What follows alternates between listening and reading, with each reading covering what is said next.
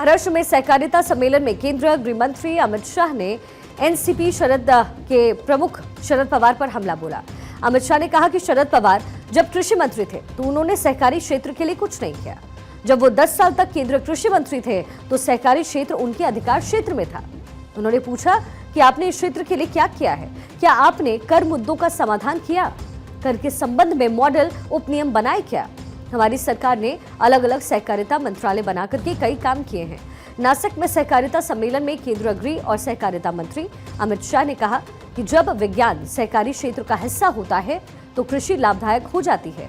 उन्होंने कहा कि विज्ञान के महत्व पर जोर देने के लिए प्रधानमंत्री नरेंद्र मोदी ने पूर्व पीएम लाल बहादुर शास्त्री के प्रसिद्ध नारे जय जवान जय किसान में जय विज्ञान को शामिल किया।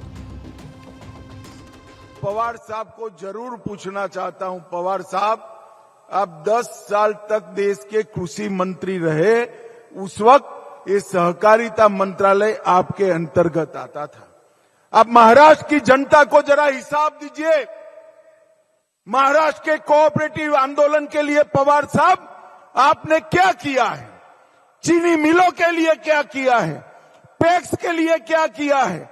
सिर्फ मार्केटिंग बनकर नेता बनना पर्याप्त नहीं है, जमीन पर काम करना पड़ता है। पवार साहब जमीन पर काम करना पड़ता है। अमित शाह ने यह भी कहा कि एक मजबूत सहकारी क्षेत्र सच्चे अर्थों में आत्मनिर्भर होने का प्रतीक है।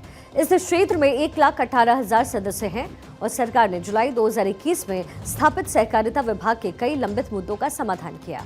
उन्होंने कहा कि चीनी मिलों का 86,000 करोड़ रुपए का कर कम कर दिया गया है, नए गोडाउन स्थापित किए गए, ऋण वितरित किए गए हैं, इथेनॉल मिश्रण के लिए कदम उठाए गए हैं।